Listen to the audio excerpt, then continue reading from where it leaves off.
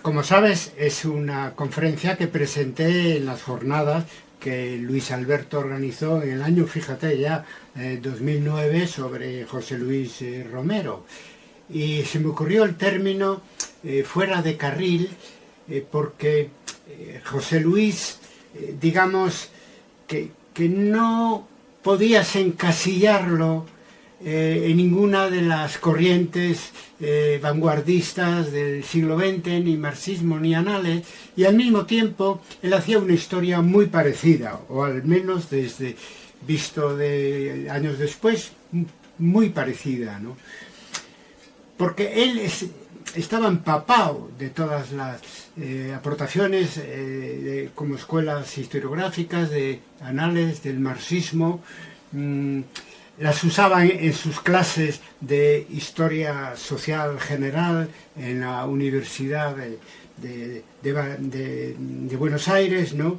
Pero es muy evidente, conociendo toda su trayectoria y sus obras, que había llegado a sus propias conclusiones historiográficas parecidas a estas corrientes renovadoras, incluso en algunos casos antes que fueran tan conocidas como fueron internacionalmente, ¿no?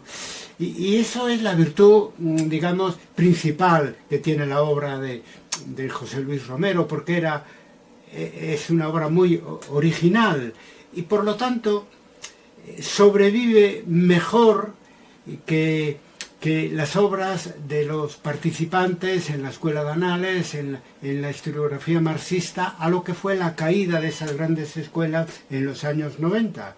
De ahí que yo diría que está más de actualidad hoy, en el siglo XXI, que lo podía estar para los países, para las historiografías de los países donde había cierta influencia de anales y de marxismo en Europa y América Latina. Y eso es lo interesante, ¿no?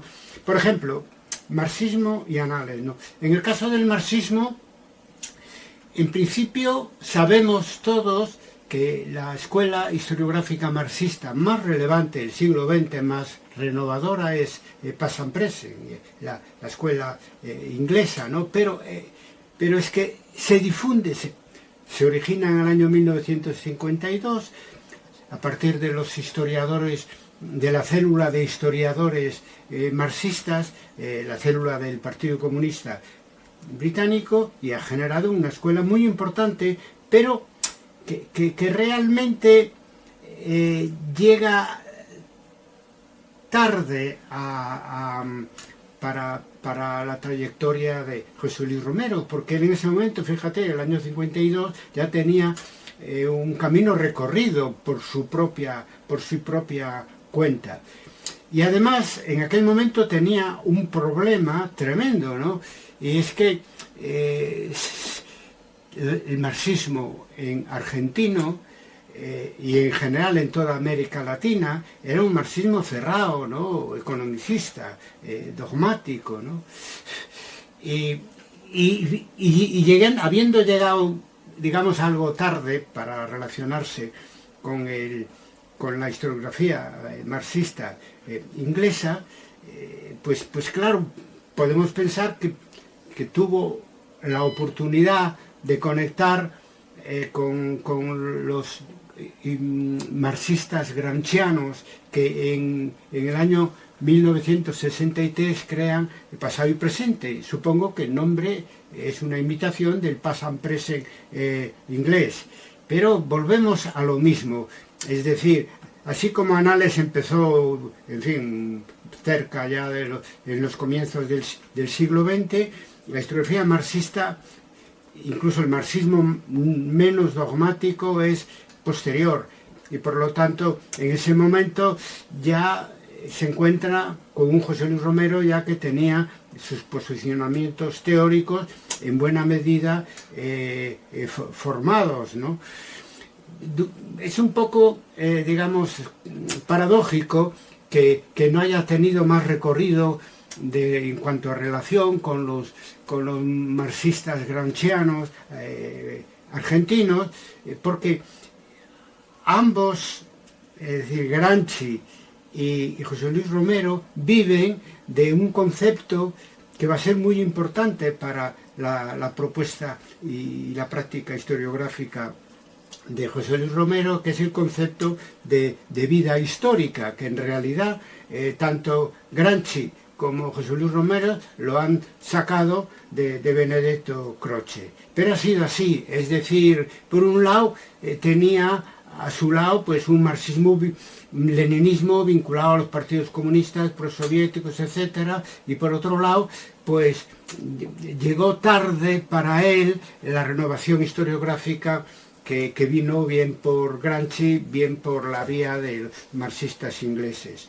Por lo tanto, se acostumbró, confrontado con el marxismo más dogmático latinoamericano, se acostumbró a ver con cierta distancia el marxismo. Él le dijo a Félix Luna en la entrevista de 1976 que veía a Marx como un competidor.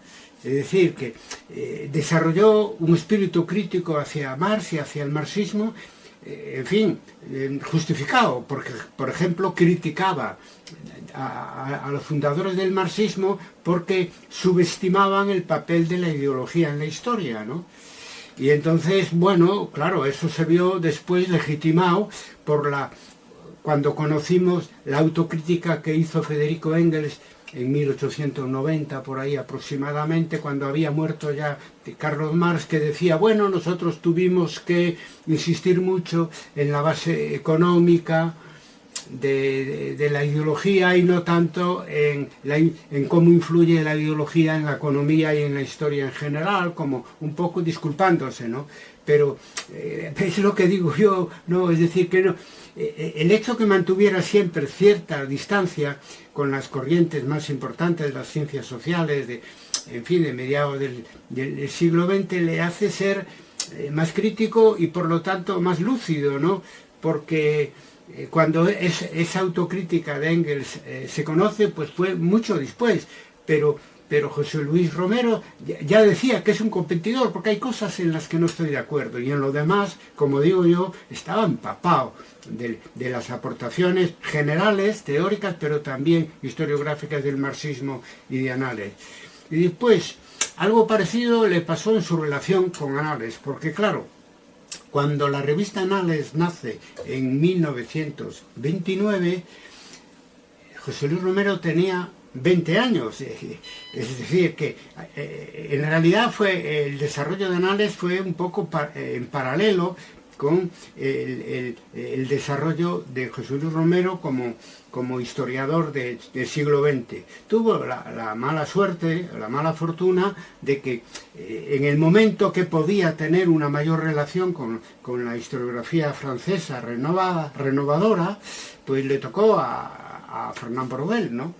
Ruggiero Romano ya cuenta que no se llevaron bien, y es que es difícil, porque Braudel era un jefe de corriente historiográfica pues bastante jerárquico, y no escapaba en su conocimiento de José Luis Romero y de otros de verlo como un historiador periférico, ¿no? Argentino, latinoamericano.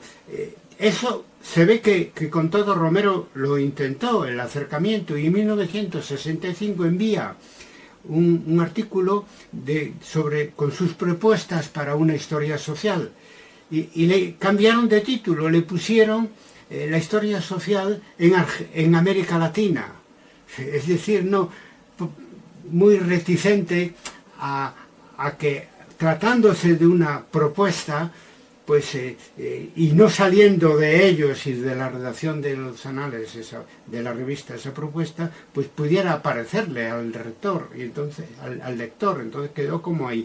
Yo lo sé porque a mí me pasó, fíjate, años después, algo parecido, ¿no? Habíamos celebrado el primer Congreso Internacional de Historia y Debate en el año 1993, y yo, en un trabajo mío con 16 proposiciones que se llama La historia que viene, pues hice una propuesta de futuro, ¿no? A partir de la experiencia del primer Congreso de Historia y Debate y de mis propias reflexiones y experiencia como investigador.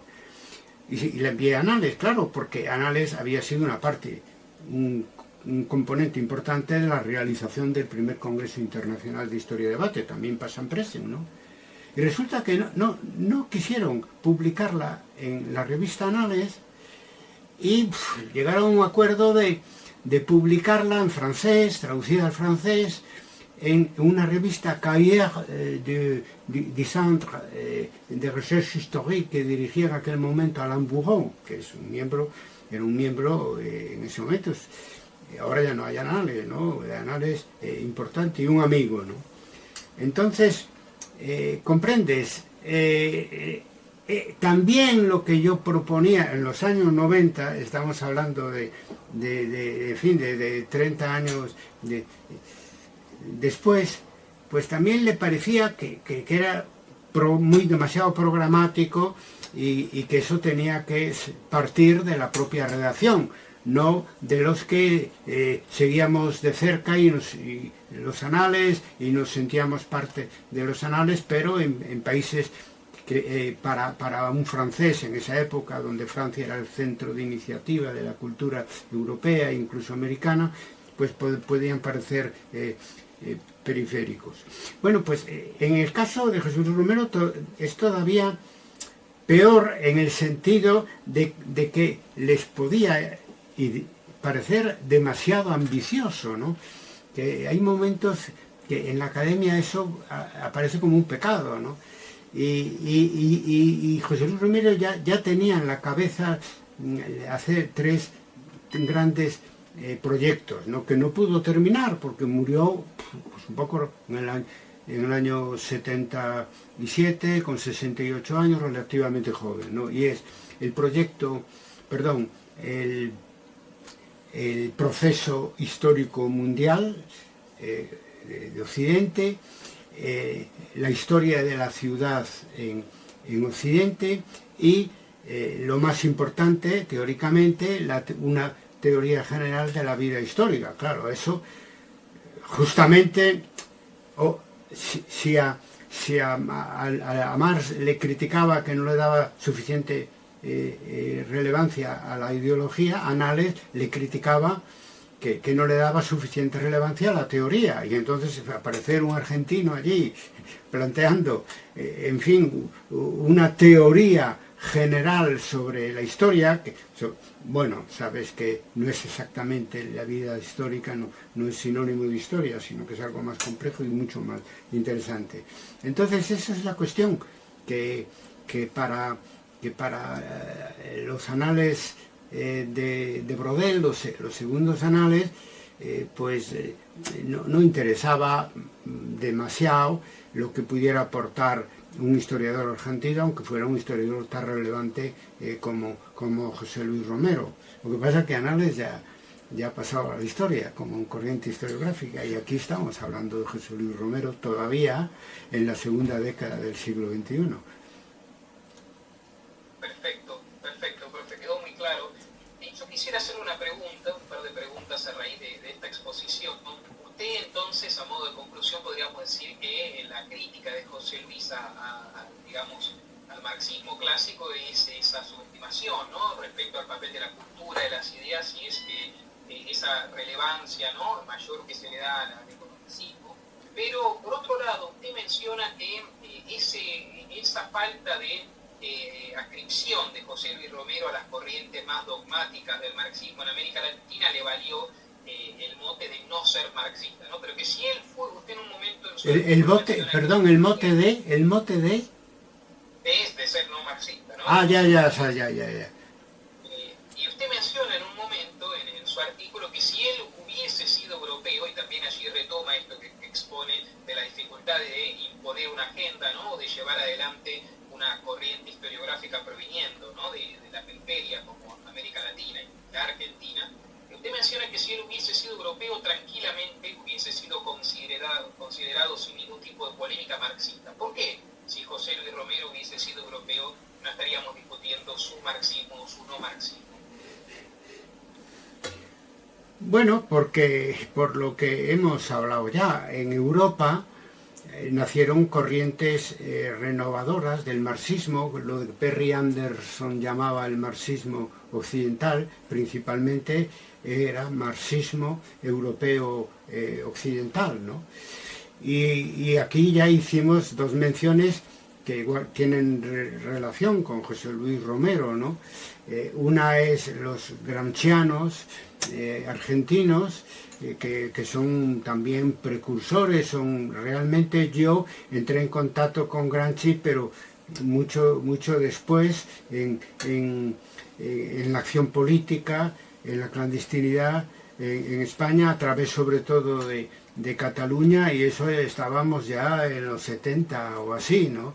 Es decir, que fueron muy precoces los gramscianos en Argentina, pero claro, Gramsci es una influencia europea, y la historiografía de Past Present también, ¿no?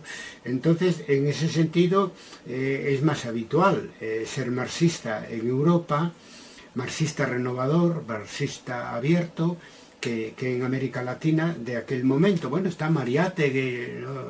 Que también pasó por Italia y se formó allí, pero son casos contados, ¿no? Quizás por una razón muy sencilla, porque los partidos comunistas de América Latina eran muy débiles, y aquí en Europa los partidos comunistas fueron muy fuertes en la lucha contra el fascismo, contra el nazismo, contra el franquismo, nosotros, y con un desarrollo cultural e ideológico, en fin, muy avanzado. Pues no olvidemos que el marxismo nace en Europa, ¿no? Entonces, quiero decir, los fundadores pues son alemanes, y se mueven siempre entre los países europeos, ¿no?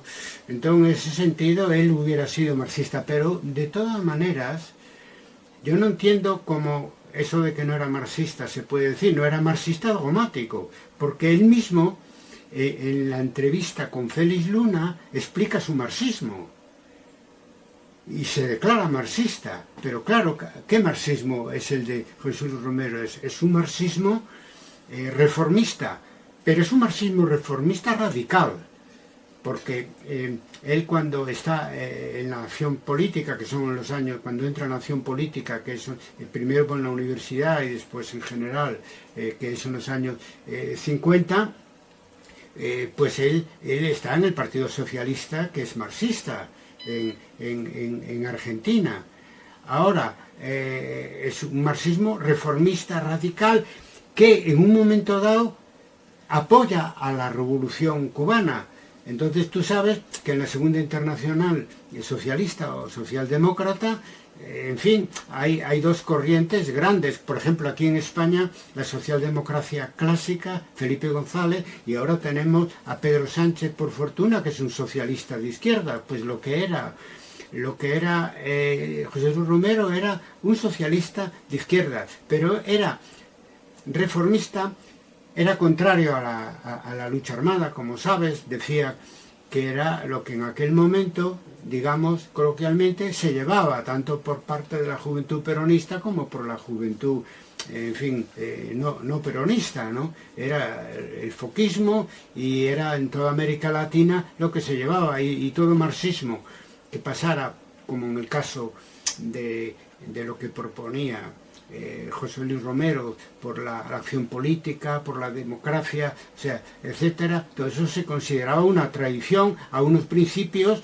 que eran unos principios, digamos, vinculados al programa de acción, que era un programa de acción armado, para nada que chocaban contra la democracia, porque la idea era simplemente acceder al poder por la vía de las armas, ¿no?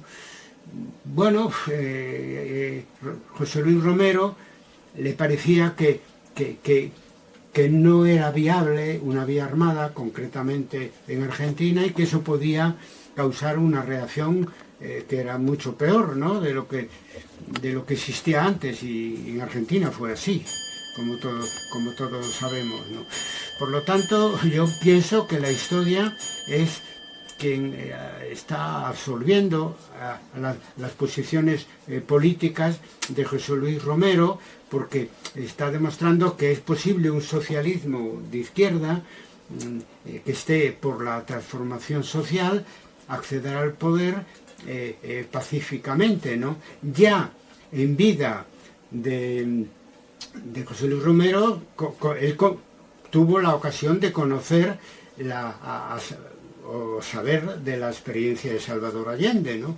Y su vía democrática y pacífica al socialismo, y que llegó además al poder, llegó al poder, pero las condiciones internacionales no lo facilitaron y lo mataron y dieron un golpe militar allí. Pero ahora, años después, yo digo que la historia absuelve ese socialismo humanista, democrático, reformista, pero reformista radical que defendía tan precozmente José Luis Romero, porque en este siglo mismo, a partir de 1999, nos encontramos que Chávez llega al poder a través de una victoria electoral, y después Bolivia, y después Ecuador. Ya sabemos que han pasado un par de décadas y hoy el resultado es agridulce, ¿no? Ahora mismo en Venezuela el Partido Socialista Unificado de Venezuela no acepta su derrota electoral y entonces volvemos a aquello que fracasó en el este de Europa de un socialismo de partido único y que reprime a la oposición. Bueno, pero ahora mismo, siguiendo esa misma vía de reformismo radical, tenemos a Petro en Colombia, tenemos a Boric en Chile y tenemos a Lula en Brasil. Por lo tanto, esas ideas de socialismo reformista radical, que simplemente que a José Luis Romero le tocó defenderlas en un contexto que no favorecían, porque nadie podía creer en una vía democrática y pacífica al socialismo en aquel momento, de golpes militares, de guerrillas, de la victoria misma de la Revolución Cubana como una guerrilla exitosa, etcétera, ¿no? Pero hoy estamos aquí reivindicando a José Luis Romero, y qué razón tenía, no solo en el plano historiográfico. Ya vimos que hasta cierto punto pues se adelantó en algunas cosas, en otras no, porque aprendió también de las corrientes historiográficas del siglo XX, pero también en el ámbito político la historia del siglo XXI le está dando la razón a José Luis Romero. Totalmente, a eso quería llegar, le iba a preguntar acerca del paralelismo que hacía entre José Luis Romero y Salvador Allende, pero es lo que acaba de exponer, ¿no? Lo que lo distingue justamente esa distancia, ¿no? Frente a las corrientes más combativas, más radicales, ¿no? de las guerrillas que surgen en América Latina. Y sí, como usted bien decía, bueno, lamentablemente no pudo ver las consecuencias, ¿no? Principalmente en la Argentina, que muere el 28 de febrero del 77, ¿no? Y el golpe militar recién se inaugura en 1976, ¿no? Ahora, retomando un poquito esta polémica que usted nombró en la primera parte de la exposición con la Escuela de Annales, allí usted en el artículo menciona, quisiera que retomemos un poquito esta cuestión, esta especie de discrepancia con Brodel, ¿no? El cual es un poco crítico de la obra de José Luis, pero como contrapartida usted cita allí a Romano, ¿no? Que reconocen Romero a uno de los grandes, al propio Legoff, e incluso reconocen que desde su periferia Romero pudo anticiparse e incluso descubrir, ¿no? Antes aquel objeto histórico al que apuntaba Nat también. ¿Puede resumir un poquito esta cuestión? Sí. Mira, bueno, Ruggiero Romero era un amigo de Romano, era un amigo de José Luis Romero, y él decía que está entre los grandes, pero está en muy buen lugar, porque siendo italiano, gracias por cierto a Brodel, pues pudo entrar en l'École pratique d'études, ¿no? Pero de todas maneras siempre fue un historiador importante, interesante, creativo, pero, digamos, subalterno en lo que era la Escuela de Anales, ¿no? Subalterno en lo que era la Escuela de Anales. Por lo tanto, de alguna manera, en Francia era periférico, y eso es lo que lo unía a José Luis Romero y hacía y le facilitaba ver su valor, que haciendo todas esas propuestas, todas estas experiencias de investigación, todas esas incluso posiciones políticas que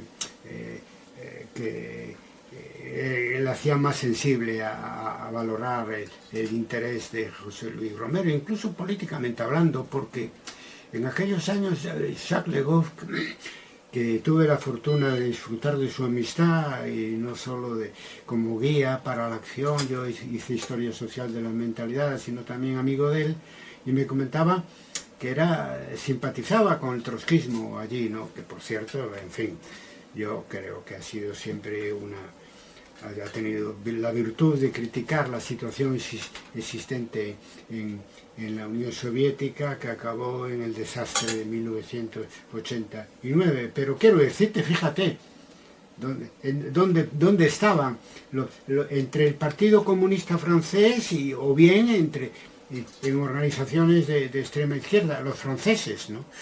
Claro, incluso en ese momento en Europa, bueno, el socialismo no era tan de izquierdas como a lo mejor como en el caso de José Luis Romero.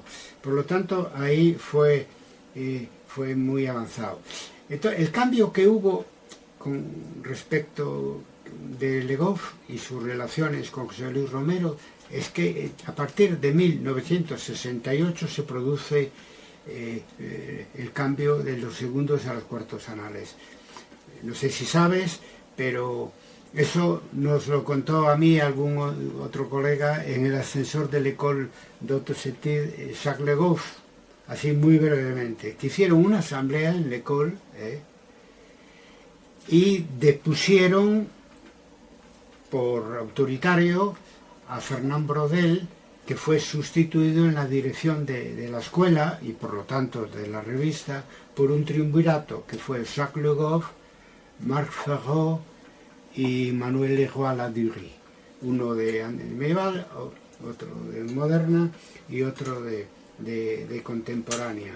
Y a partir de un momento cambia la relación con José Luis Romero. Ahí se abre la puerta a un reconocimiento de sus aportaciones, hay una mayor conexión.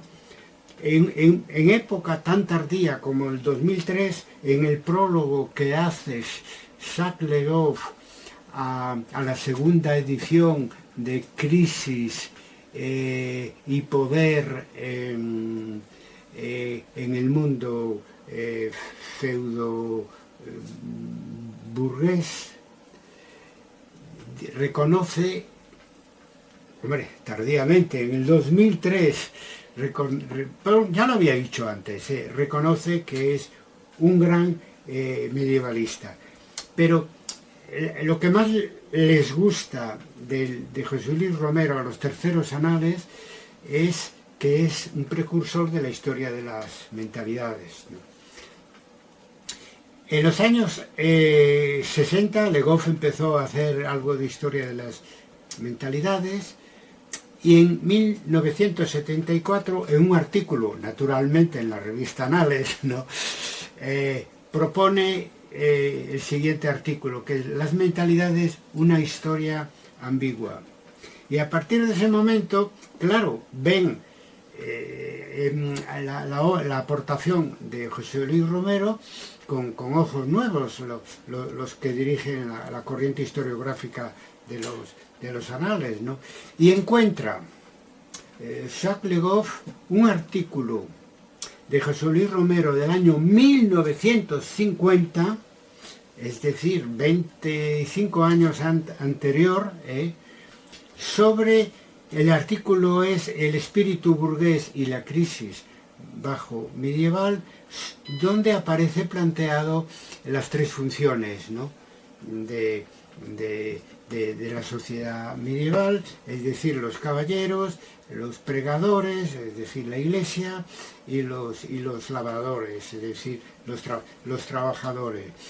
Bien, que en Anales es, digamos, entra a formar parte ese concepto de los terceros anales a través de la obra de Georges Duby del año 1978, fíjate, que se llama Los Tres Órdenes o el imaginario del feudalismo.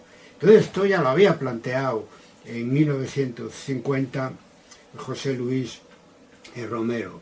Por lo tanto, ahí para Le Goff, con todo el peso que eso tiene, porque Le Goff en ese momento ya era, en mi opinión, digamos, del triunvirato inicial que había pasado a dirigir los anales, ya era el principal promotor de los terceros anales, con la historia de las mentalidades, principalmente.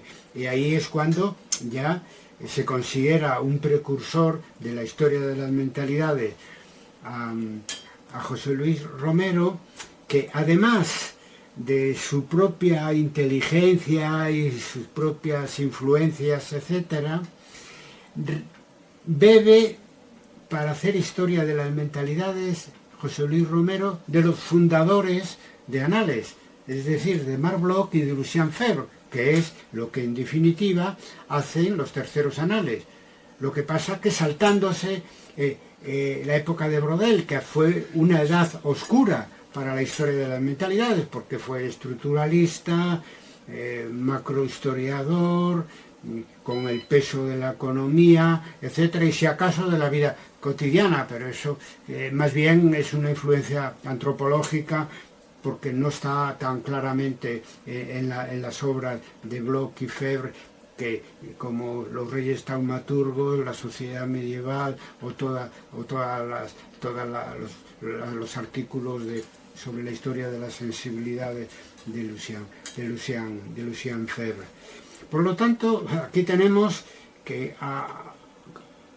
hasta qué punto se anticipa a los cambios, en este caso de los terceros anales, José Luis Romero, en conexión con los fundadores de Anales, y ahí se ve la aplicación de lo que yo llamaría una combinación de historia social y de historia de las mentalidades, por ejemplo, en la revolución burguesa en el mundo feudal, ¿no?, que es del año 1967, y ahí ya hay toda una serie de apartados dedicados a la mentalidad. Concretamente me interesó el de mentalidad caballeresca.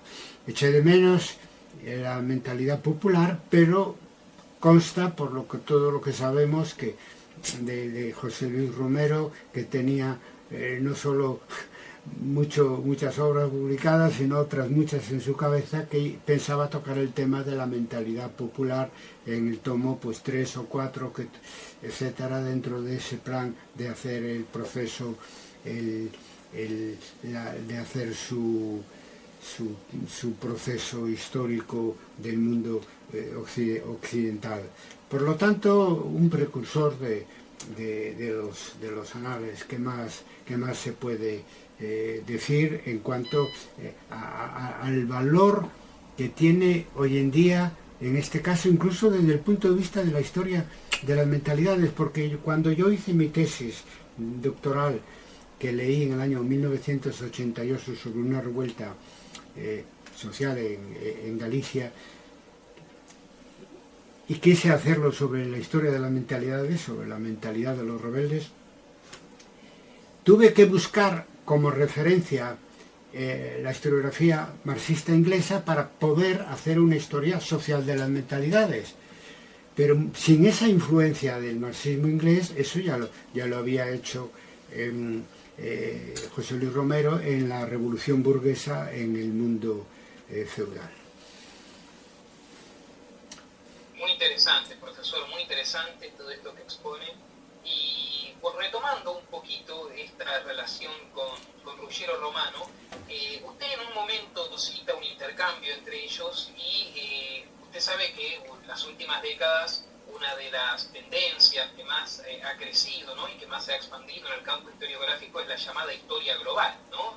Se puede decir que José Luis Romero para su época fue sin lugar a dudas un precursor de esto que hoy en día llamamos historia global. Usted allí cita un intercambio en donde Romero le propone a Romano que busque con la famosa palabra el entronque, ¿no?, y esa interrelación entre las cosas, esa convergencia de géneros, de geografías. ¿Es así esto? Sí, mira, yo creo que de las aportaciones para este siglo que serían útiles para este siglo de lo que propuso y de lo que practicó José Luis Romero, la historia global para mí sería la primera, ¿no? Por varias cuestiones. La primera, el uso que hace del concepto gramsciano y gramsciano de vida histórica. Porque claro, él dice, bueno, hay que hacer una teoría general de la historia, diríamos, no, pero él dice de la vida histórica, no es lo mismo, porque la historia puede ser historia política, historia económica, historia social, historia determinada, historia de género, etcétera, etcétera. No, pero el concepto de vida histórica es que te obliga a aplicar un enfoque global. Te obliga a aplicar un enfoque global donde esté el objeto y el sujeto y donde estén las diferentes dimensiones de la realidad. Es decir, que es un concepto global que José Luis Romero sitúa en el centro de su investigación. Bueno, yo como medievalista pues tengo claro que él, claro, en sus 2 tomos que pudo publicar, estudia la vida histórica de la vida feudal. Es el feudalismo, digamos, la formación social del occidente medieval como conjunto. Y al plantear ese su objetivo, que no es un objetivo fraccional, especializado, al plantearse la vida histórica y todo lo que compone la vida, que sabemos lo que compone la vida en el presente, bueno, hay que entenderlo no individual, sino de manera colectiva, pues eso es la primera aportación. Es decir, buscar como objetivo de investigación un concepto global, como es la vida histórica. Después, buscar la interrelación, es que él lo practica, ¿no? Y en aquel momento, en aquel momento no, un poco después, vamos a vivir una experiencia contraria, porque el estructuralismo, por ejemplo, que es ajeno no a Brodel, que fue muy estructuralista, pero sí a José Luis Romero. Por eso es que tenía muchas diferencias de fondo, no se podían entender fácilmente, no solo lo veía, no porque lo viera solo periférico, sino también porque había diferencias de fondo. El estructuralismo nos acostumbró, todavía hay manuales y hay trabajos de investigación y hay tesis, donde los diferentes aspectos de la realidad aparecen primero uno, es decir, la geografía, después la economía, después la sociedad, después la cultura, etcétera, y no hay interrelación ninguna entre las diferentes partes. Y no es porque se haga así por razones docentes, ¿no? No, es que se investiga así. Y eso es contra lo que luchó y dio ejemplo en sus investigaciones buscando el entronque, es decir, la interrelación.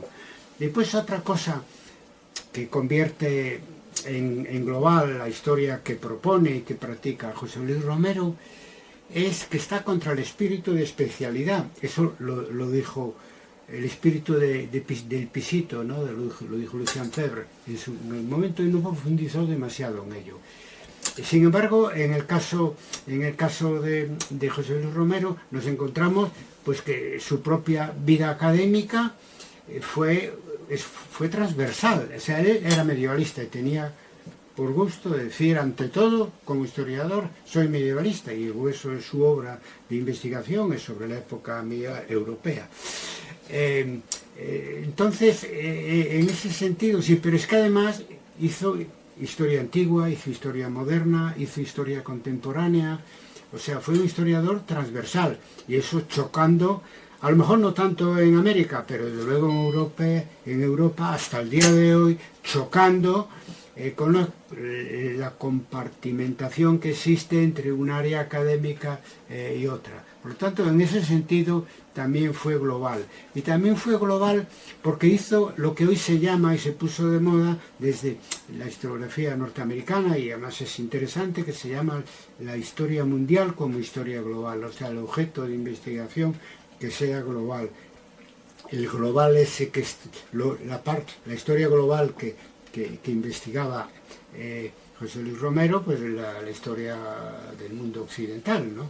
Utiliza siempre ese término. Por lo tanto, hacía historia mundial como historia global, y decía que él, y por lo tanto él estudiaba Europa desde América Latina, que es la periferia invertida, ¿no?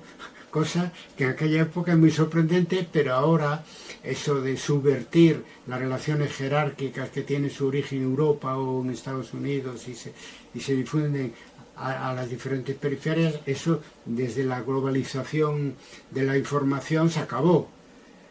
Yo lo digo porque yo mismo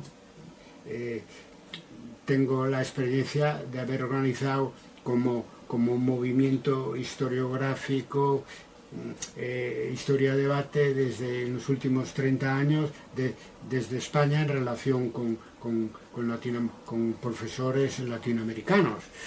Entonces, en ese sentido, hoy se puede, pero hasta ese momento no, porque el primer foco de la innovación en nuestro campo académico vino de Alemania en el siglo XIX, después en Francia a lo largo del siglo XX, y de alguna manera en menor escala a Inglaterra.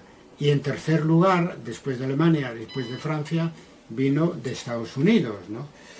Pero hoy ya vivimos un mundo multifocal y multilateral. Entonces, gracias a Internet, podemos hacer una historiografía más global y más democrática, más horizontal desde cualquier parte del mundo. ¿Qué haría José Luis Romero en el siglo XXI, que es el siglo de la digitalización y de la globalidad de la información? Totalmente. Por eso también qué valioso, ¿no?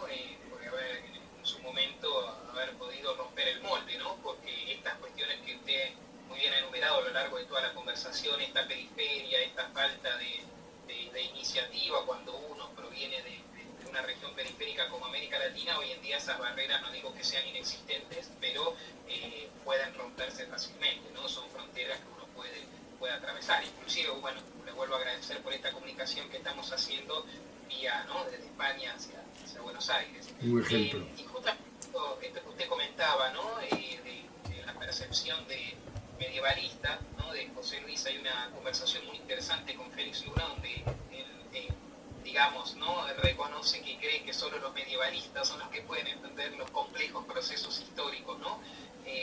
Por parte de la Argentina.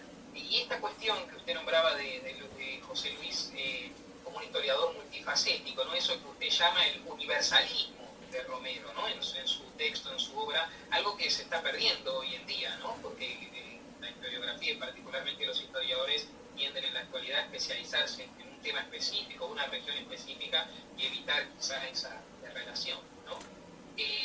Para terminar, profesor, quisiera hacerle dos preguntas cortitas. Usted en un momento, además de este universalismo que acabamos de mencionar, menciona a Romero como un fiel representante de esto del oficio del historiador completo, no solo comprometido con la vida pública, con el destino cívico de su país, usted lo menciona, un hombre de partido, ya lo ha dicho al inicio de la conversación, comprometido con el Partido Socialista, bueno, su actividad política, académica, institucional, inclusive en la universidad, en cierta parte, ¿no? De la renovación cultural de la Argentina tras la caída de Perón, pero podría traernos nuevamente, explicar brevemente para nuestra audiencia esto del oficio del historiador completo. Usted menciona allí que Romero rompe con ese molde del documentalista, que el historiador debe reflexionar acerca de la metodología, de la teoría. ¿Podría resumirnos brevemente estos tópicos?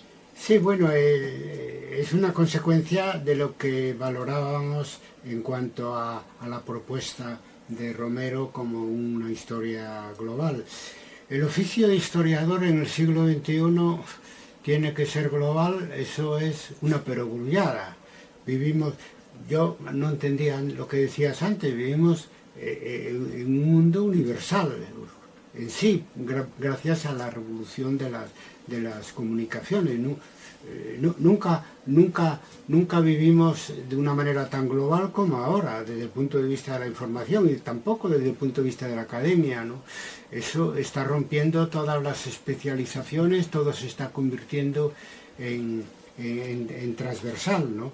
Entonces, aquí, ¿eso qué sentido tiene? Bueno, para empezar, el objeto de la investigación tiene que ser global, no solo porque sea mundial, sino que tiene que ser global en el sentido de lo que antes se llamaba historia total, y que no funcionó porque se planteó como una utopía a la que nunca se podía llegar, ¿no?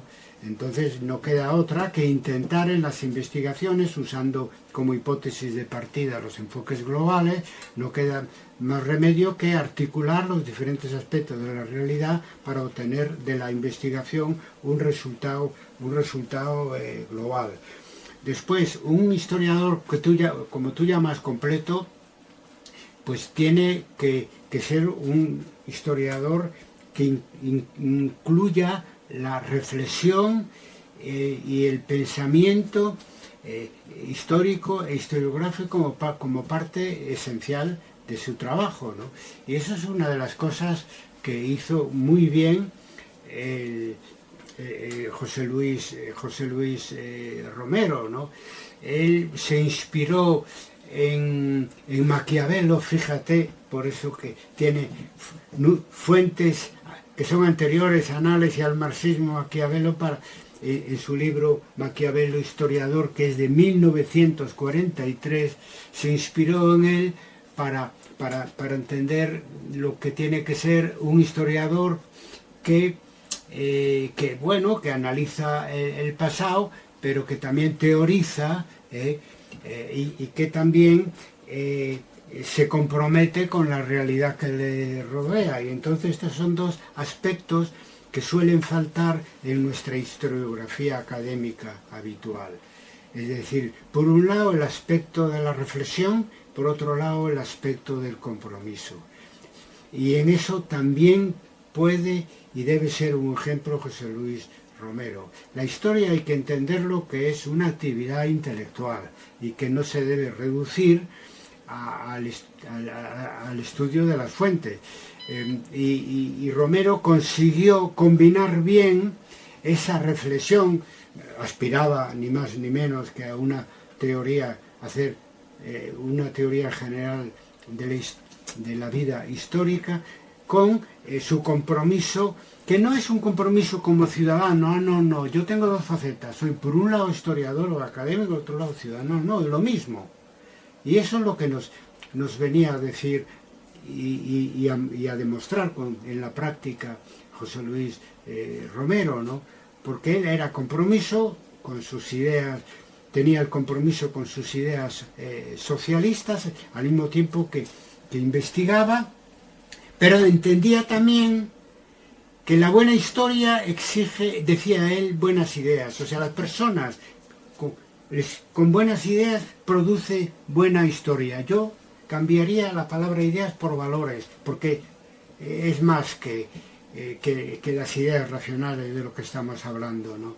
Es decir, una persona con muy malas ideas para el mundo que vivimos, para la sociedad, para la relación de género, es que puede producir buena historia. Eso es lo que viene a decir él, que no. Bueno, claro, él estaba de alguna manera influido por esto del marxismo, de los fundadores, de que el socialismo era el horizonte brillante al que se dirigía la sociedad, pero creía también que tener buena relación con la sociedad de tu tiempo y reflexionar, que eran tareas esenciales para hacer buena historia. Pero, por lo tanto, no tenemos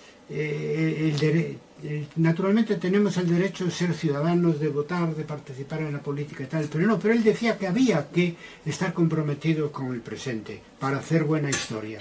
Bueno, yo añadiría, para hacer una historia que sirviera para construir un mundo mejor, que esto fue lo que aportó también el marxismo, pero que él no necesitó tanto esas influencias, que además eran excesivamente rígidas por parte de los marxistas de esa época, para intentar cambiar las cosas. A mí me gustó mucho de todos los elementos biográficos de José Luis Romero, que conocemos a través de las entrevistas que se le hacían, etcétera, Félix Luna, y no solo eso, cuando en 1958, siendo él dirigente del Partido Socialista, publica en una revista, publica una revista que tenía como título un artículo que se titulaba Estudio y militancia.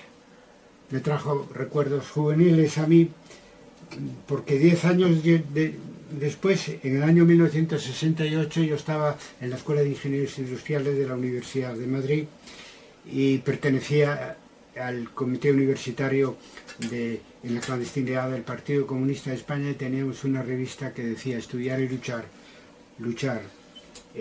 y estudiar. Bueno, nosotros no éramos historiadores, yo además estudiaba ingeniería en aquel momento, pero eso vale también para el planteamiento del propio Romero, que decía estudiar en el sentido estudio y militancia, en el sentido de investigación y militancia, ¿no? Es decir, por causas por buenas causas. Por lo tanto, eso es lo que le permitía reflexionar, le permitía ser muy documentalista, como decía él, es decir, en el sentido de utilizar con rigor todas las fuentes, las dos cosas a la vez, y también ser un optimista ilustrado.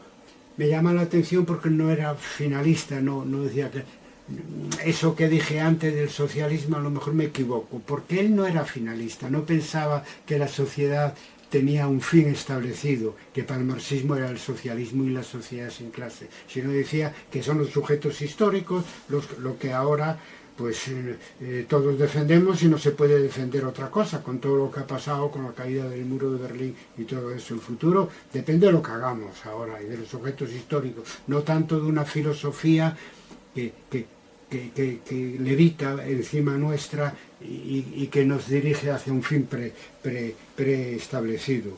Por lo tanto, sí, un historiador completo que hacía historia global, que reflexionaba además de trabajar con fuentes, y que, siguiendo el ejemplo del propio Maquiavelo, también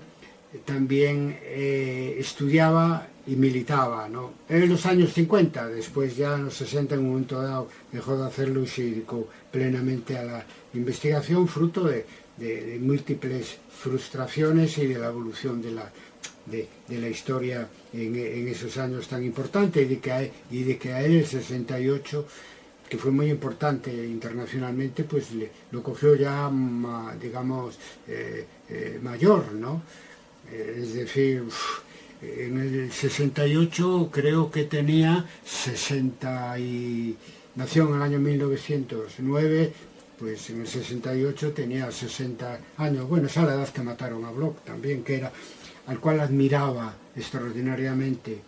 Mira, Bloch lo admiraba como historiador, aunque le criticaba que no se preocupaba por la teoría, y lo admiraba como historiador comprometido, porque como todos sabemos, Anales en los años 40 se ingresa en la Resistencia, es torturado y asesinado en 1944. Yo eso hace mucho que lo sé, ¿no? Y se lo he oído a otros colegas académicos de izquierda, ¿no? Pero te lo decían, historiadores de izquierda, te lo decían, digamos, privadamente, pero no estaba escrito en ninguna parte de sus obras. O sea, a lo mejor lo decían en clase, porque en las clases siempre los profesores les permitían decir muchas cosas. No, pero la diferencia es que José Luis Romero lo pregonaba. Es decir, él, esa combinación que hacía entre compromiso político o compromiso general, que no tiene por qué pasar en un momento dado a través de un partido, e investigación, le parecía necesaria para hacer buena historia y para ayudar desde la historia, y no como dos cosas separadas que coinciden en la misma persona. Y por lo tanto, su doble práctica, por un lado académica y por otro lado política, era algo de lo que presumía. También tenía una ideología que le permitía presumir de eso. Otros se la callan su ideología, a lo mejor porque no puedes presumir de eso en público, y además porque corres el peligro que la apliquen y vean con otros ojos a la historia que produce. ¿Cómo no iba a ser un optimista ilustrado?